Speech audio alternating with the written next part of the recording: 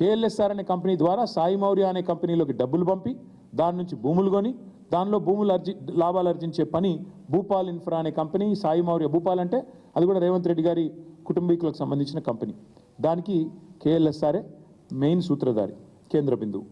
అట్లాగే ఇక్కడ ఇంకొక విషయం 2018లో ఎన్ఫోర్స్మెంట్ డైరెక్టరేట్ ఈడీ వాళ్ళు కూడా వీళ్ళ మీద రేడ్ చేశారు. ఆ రోజు రేడ్ చేసినప్పుడు ఇప్పుడే నేను చదివాను ఈడీ ఐటీ రేడ్ చేస్తే ఆ రోజే ఈ వార్త కూడా వచ్చింది ఈ కంపెనీ బినామీ రేవంత్ రెడ్డి గారికి అని అనుమానాలు వ్యక్తమవుతున్నాయి అని చెప్పి వార్తలు వచ్చినాయి. ఈ అనుమానం వ్యక్తం చేయడానికి ఇప్పుడే నేను చెప్పాను ల్యాండ్ క్రూజర్ వెహికల్ ఏదైతే రేవంత్ రెడ్డి గారు బాహాటంగా తిరిగేటాడో అది కంపెనీ కొనిచ్చిందే. అట్లాగే ఈ మధ్యనేదో దొంగతనం బయటపడే వరకు మార్చినట్టున్నారు. ఇంకా విచిత్రం ఏంటంటే ఇక రేవంత్ రెడ్డి గారు ముఖ్యమంత్రి కాగానే వీళ్ళకి రెక్కలు వచ్చినాయి. బినామీ అని చెప్పడానికి ఎందుకు చెప్తున్నా అంటే రేవంత్ ముఖ్యమంత్రి కాగానే ఇక వాళ్ళ ప్రాజెక్టులు వాళ్ళ కంపెనీ వెబ్సైట్ నుంచి తీసుకున్నాం.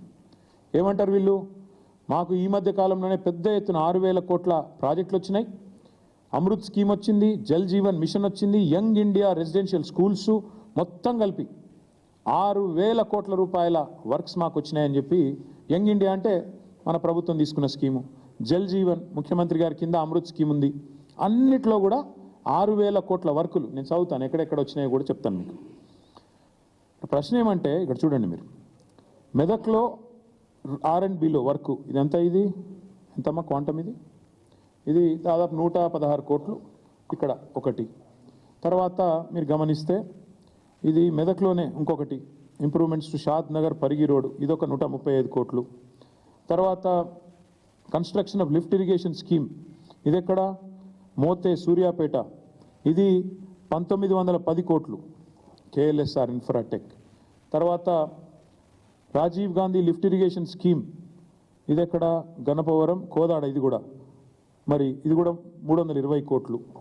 ఇంకొకటి establishment of new college of veterinary science in Kodangal ముఖ్యమంత్రి గారి బినామీ కంపెనీ కొడంగల్లో రావాలి కదా రాకపోతే ఎట్లా ఇక 145 కోట్లు కొడంగల్.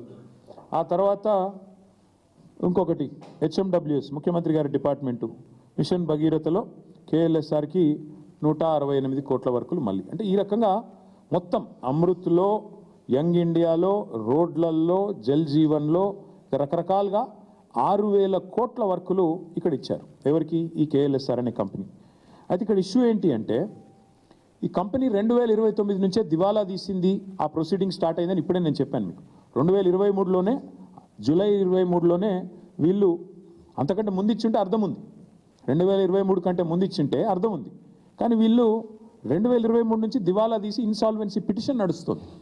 దివాలా తీసిన కంపెనీ దివాలా కేసు 23 జూలై నుంచి విచారణలో ఉంటే సిబ్బంది వేతనాలకు డబ్బులు లేవు ఈ కంపెనీ దగ్గర. కేఎల్ఎస్ఆర్ అనే కంపెనీకి తమ ఎంప్లాయీస్కి జీతాలు ఇవ్వడానికి డబ్బులు లేక 15 లక్షల రూపాయలు అప్పు తీసుకున్నారు బ్యాంక్ నుంచి.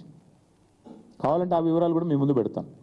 అలాంటి కంపెనీకి వాళ్ళ సడన్గా ఇది వాళ్ళదే వెబ్సైట్ 6,000 కోట్ల వర్కులు దివాలా తీసి ఎంప్లాయీస్ జీతాలు ఇవ్వడానికి లేని కంపెనీకి 6,000 కోట్ల వర్కులు వచ్చినాయి అంటే తెలంగాణలో వరద వారుతోందంటే ఏ రకంగా మరి ఈ కంపెనీకి వస్తూ ఉన్నాయి మనం ఆలోచించాల్సిన అవసరం ఉంది. అయితే ఇక్కడ ఇంట్రెస్టింగ్ విషయం ఏంటి అంటే ఈ NCLATలో ఎప్పుడైతే జడ్జి గారి మీద ప్రలోభ పెట్టే ప్రయత్నం చేశారు, జడ్జి గారిని ఒత్తిడి చేసే ప్రయత్నం చేశారు, అట్లాగే ఆర్థిక లావాదేవీలు నిలిపేయండి అని చెప్పిన తర్వాత కూడా ఈ కంపెనీ ఖాతాల్లో 150 కోట్ల లావాదేవీలు జరిగిన తర్వాత సుప్రీంకోర్టు నేను చెప్పడం కాదు జనవరి 23 మొన్న పోయిన వారం జనవరి 23 నాడు సుప్రీంకోర్టు రాష్ట్ర ప్రభుత్వానికి కేంద్ర ప్రభుత్వానికి ఆదేశం ఇచ్చింది. మీరు ఎట్లా ఈ దివాలా తీసిన కంపెనీకి మీరు ఎందుకు ఇస్తున్నారు వర్కులు? సుప్రీంకోర్టు NCLATలో ఇంత సీరియస్ విచారణ జరుగుతుంటే కంపెనీ దివాలా తీసిందని వాళ్ళే చెప్తుంటే ఎంప్లాయీస్ జీతాలకే డబ్బులు లేక 15 లక్షల రూపాయలు వాళ్ళు లోన్లు తీసుకుంటుంటే ఎందుకు ఈ కంపెనీకి మీరు ఇంత పెద్ద ఎత్తున సపోర్ట్ చేస్తున్నారు అంటూ మరి సుప్రీంకోర్టు విచారణకు ఆదేశించింది. ఇది నాది కాదు కవిత్వం, ఇది ప్రెస్ పీటీఐ రిపోర్ట్ ఇది సుప్రీంకోర్టు ఇచ్చింది. సో ఇవాళ ఎందుకు ఈ హడావుడి గత వారం రోజులు జరిగింది అంటే దానికి ఇప్పుడైనా మీకు ఆన్సర్ దొరికిందని నేను అనుకుంటా ఉన్నా.